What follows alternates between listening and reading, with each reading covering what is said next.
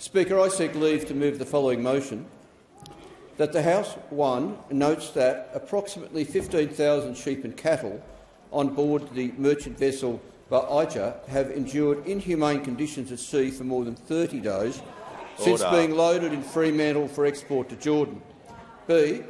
The Department of Agriculture, Fisheries and Forestry has rejected an application to re-export the livestock for what would have been another month or more at sea. C. But the department is now waiting on the private exporter to decide how to proceed, resulting in uncertainty and the prolonged suffering of these animals. And the member for O'Connor ceases rejecting. I can't hear the motion being proposed before the House. I need to hear what the motion is. And D, the longer the animals remain on board, the greater the risk of illness, disease and death. And 2, calls on the government to intervene immediately to ensure the welfare of the livestock on the MV Bahijah by bringing the animals onshore and into quarantine. B, suspend all live animal exports through the Red Sea until the current conflict in the region is over and the risk to crew and animals subsides. And C, finally commit to a timeline for the phase-out of live sheep exports and legislate an end date immediately. Is leave granted? Leave is not granted. I move that so much of the standing and sessional orders be suspended as would prevent the member for Clark from moving the following motion, that the House 1 notes that approximately 15,000 sheep and cattle on board the MV Bahijah have endured inhumane conditions at sea for more than 30 days since being loaded in Fremantle for export to Jordan.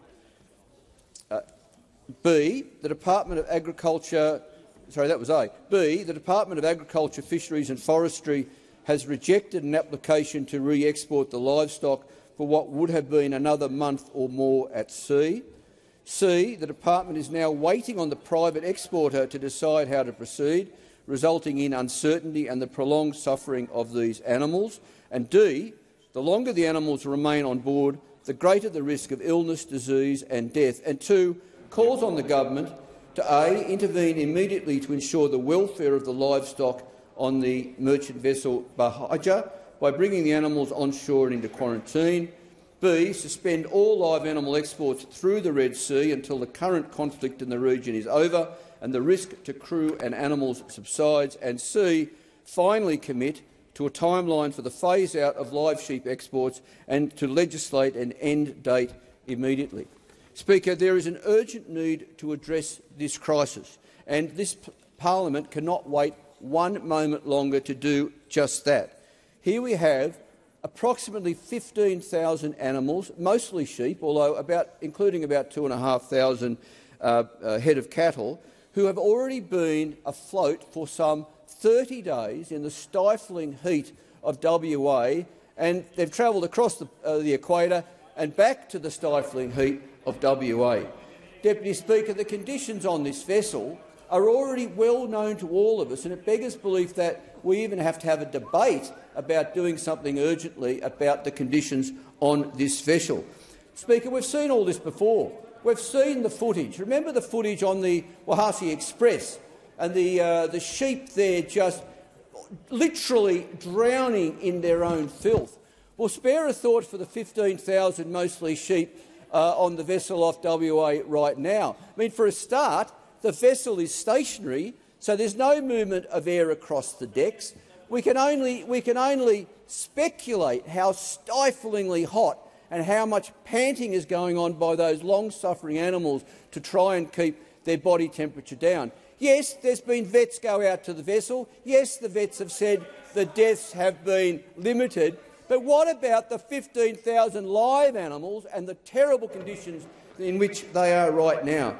Now, yes, the Department of Agriculture, Fisheries and Forestry has denied permission for the vessel to set sail again via the Cape of Good Hope and up through the Mediterranean into Israel, where the sheep and cattle might be offloaded and then taken on the road journey across and into Jordan. But bizarrely, the department is still leaving next steps up to the exporter. Now, I don't care if that's somehow in the legislation and that's somehow the process to let the exporter make the decision about the next step. If that's what the legislation requires, well, the government should start acting like the government, come in here this afternoon and change the law. Because what is needed right now is urgent political intervention.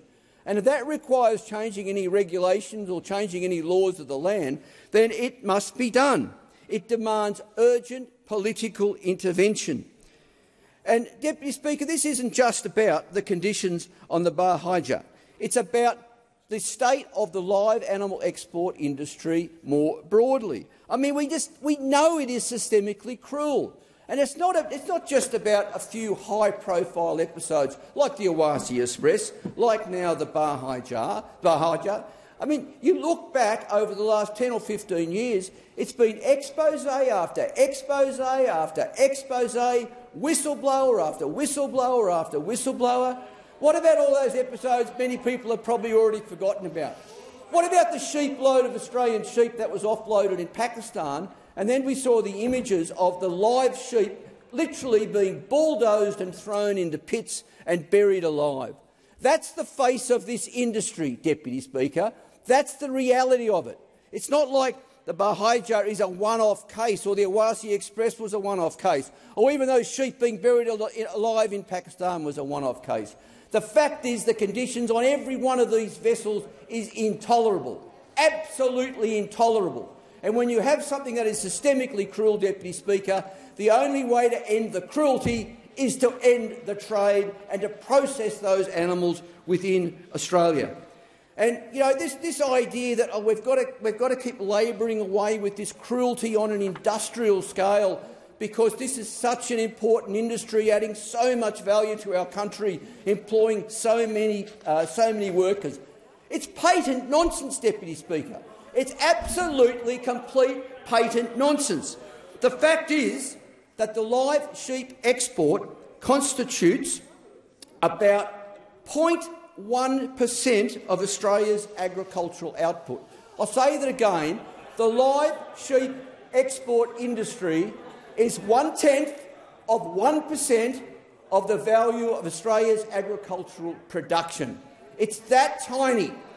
And in fact, even in WA, where people are just so blind to the cruelty and are so blindly supporting an indefensible industry, the live sheep export trade is worth, wait for it, 1% of WA's agricultural output. 1%. That's all, Deputy Speaker. And to put that in perspective, Australia's agricultural output is about $80 billion a year, and the live sheep export trade is about $85 million a year. And to the degree that it employs workers, well, of course I have sympathy for those workers, but no job can be justified by cruelty on an industrial scale. I'll say that again, Deputy Speaker. No job can be justified by cruelty on an industrial scale.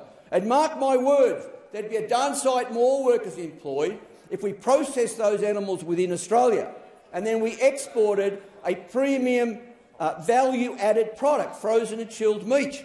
And it's not like overseas markets won't buy the product when it's been processed. In fact, we export annually about $4.5 billion of processed lamb and mutton and $85 million of live sheep. Much of that processed lamb and mutton goes to the Middle East, to the exact same markets where we're sending shiploads of long-suffering animals. Deputy Speaker, the government must stop talking about winding up the live sheep export trade, especially to the Middle East. I give the government credit. At least it's talking about it. This mob over here won't even have a conversation about it. But it's no good talking about it if that's all you do is talking about it. Let's stop the discussion.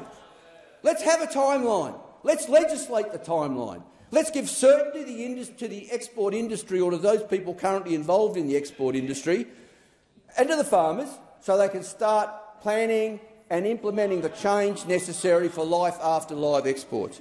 And I'll say, you know what, Deputy Speaker, I'll say to the people over here who have interjected constantly for the last 8.5 minutes, I'll quote a fellow called Alexander von Humboldt. And I'm saying this to you. I'm saying this to all of you that have been interjecting for the last 9 minutes. Through the chair. Please direct Deputy Speaker, I apologise. Cruelty to animals is one of the most significant vices of a low and ignoble people. Wherever one notices them, they constitute a sign of ignorance and brutality, which cannot be painted over even by all the evidence of wealth and luxury. In other words, Deputy Speaker, it is inexcusable that anyone would come in here and in good conscience try to defend an indefensible industry. This industry will end one day, Deputy Speaker, mark my words. And it's the people in this place that have fought tooth and nail to stop the ban of the trade, who have given false hope to the farmers, who have stood in the way of reform and implementing a proper transition, well-funded transition plan. They are the people letting the farmers of this country down as well as the animals. Thank you, Deputy Speaker.